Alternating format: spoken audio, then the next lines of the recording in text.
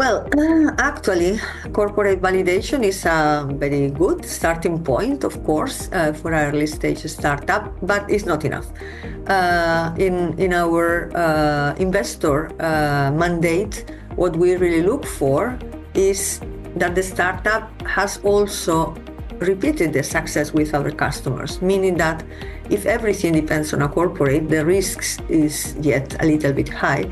And of course, since we pay a lot of attention in what is the ability of the team to execute and to do the job, that is what we are investing in actually in early stage. The fact that they can handle other challenges that is not just the project that they are doing for the corporate is something that is important for us. So, as I said, other customer success, ability to execute, but also if there is a real demand outside of what the validation of the corporate is, and if that customers or demand is willing to pay or engage in the solution that they are developing.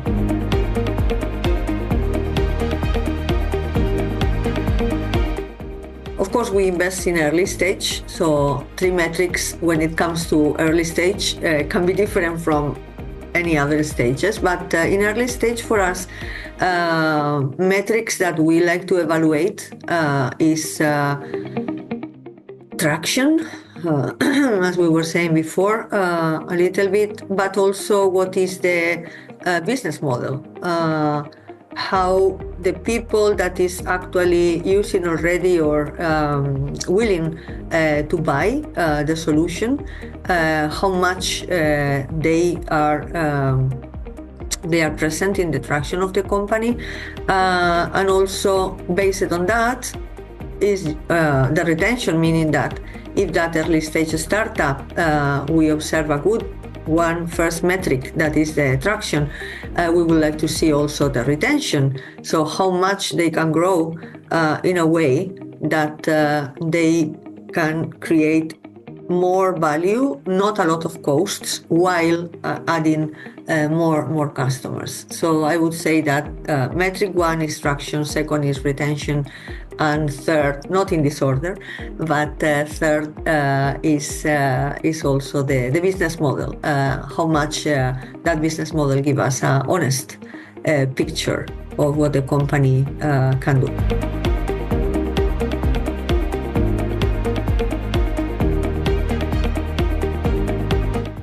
It's fun that you asked me this, because I had exactly the other day a meeting with a company that was asking me the same thing.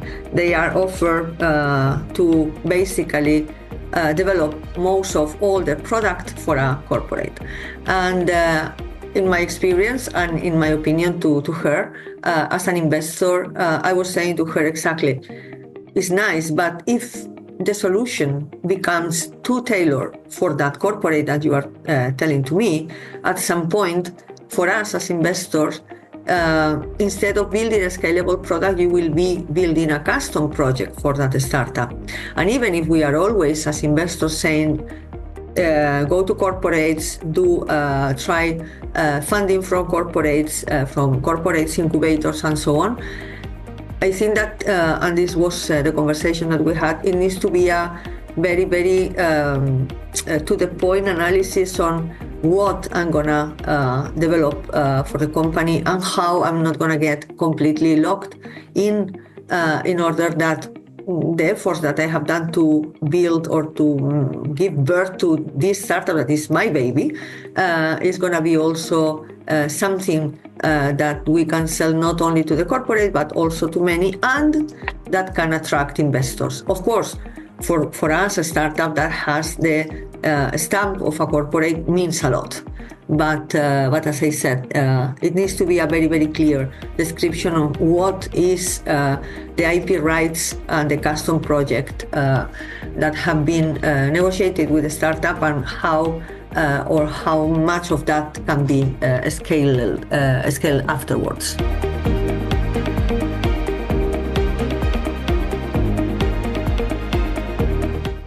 So, as you can imagine, we have many startups coming to us. We evaluate with the management team at Nordic Ignite around 50 startups every week. Meaning that many of them, they come from acceleration programs. And again, for us, is a good stamp to have a startup that has been already accepted and going through an acceleration program, because some of the acceleration program have also an investment side. So it's like a good thing. But in the meantime, to assess the impact that accelerator program has done in the startup that we are looking at, of course, it's not the program itself. It's not only about what the startup achieves during the acceleration program on customers validation and so on. That, of course, makes a difference in the investor's perspective. But for us, what is very important to assess the impact of the acceleration program is how the startup starts thinking in the investor mindset during the program. It's not just about many accelerators, we do investment readiness, but we then don't feel that the startups understand what kind of investor they are targeting. And most important, what that investor expects. My expertise is that many startups just shoot to any investor that they have in front, instead of focusing on preparing for the type of investor they are made for, depending on where they are, and show them a clear path to a scalable business. So I think that the impact of an acceleration program should be more and more and more on that, preparing for investability, not only in the business itself, but also on how to present to investors and which investors. Yeah.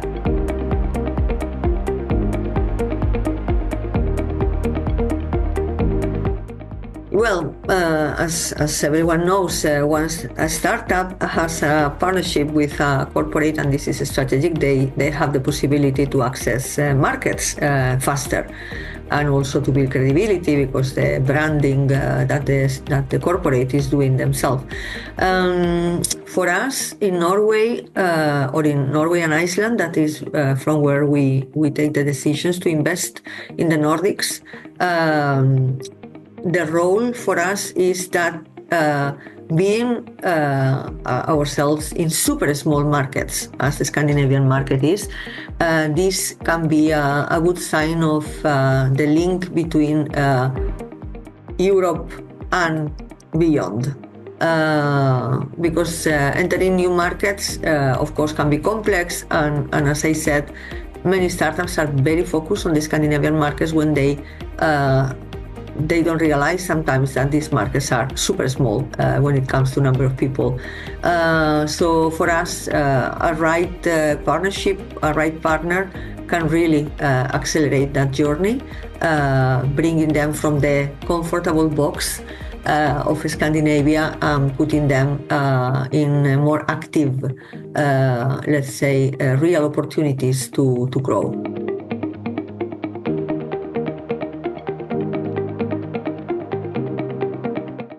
I think that an element of a pilot with a startup could be not only, of course, the success, the access, the cooperation, how much the corporate is willing to pay. The solution is becoming part of their operations. Yeah, this is the typical that everyone would say.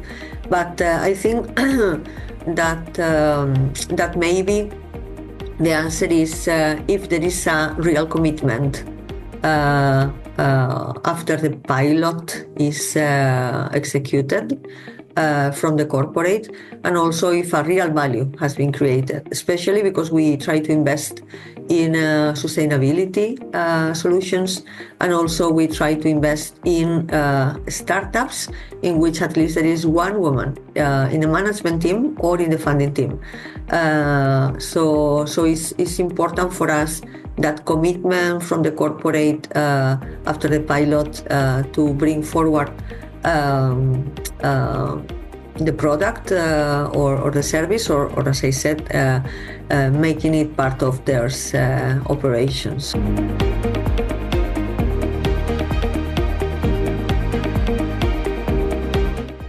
the answer is for early stage startup investors is the founders. At the end of the day is where we look at. We look for clarity. We look the fact that they are working in the right priorities, what they can deliver that is not delivered yet, and the most important, how much open to feedback are the founders when investors want to come on board. We cannot just invest in visionary people that cannot then go to action quickly. Beside every due diligence on the team or on the business model, we should have a proper social due diligence. Are you able as an investor to have a real good social connection with that people? Are you able to sit around the table and have like a, relaxed conversation in which you are not the investor and they are the startup, especially in a Scandinavian setup in which hierarchy doesn't exist, is especially important. That ability between investor and founders or team to talk about the challenges ahead and to be open.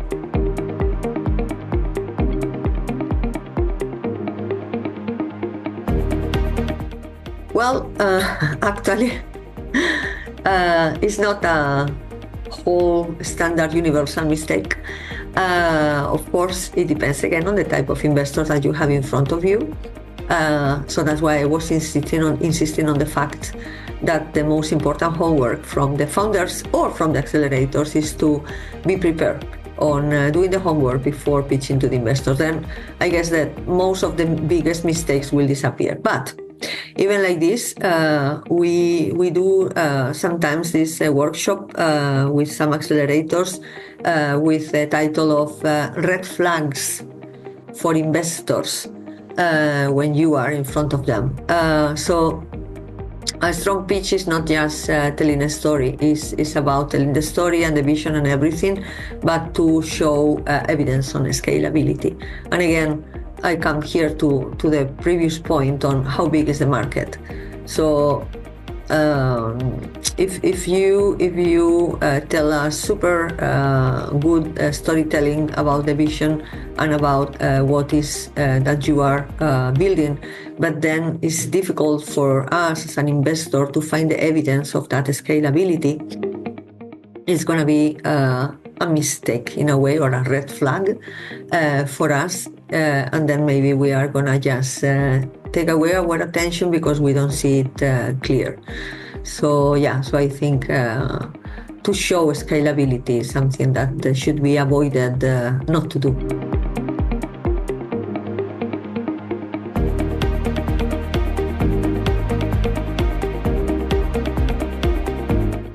I would say yes A, yes B, yes C, of course.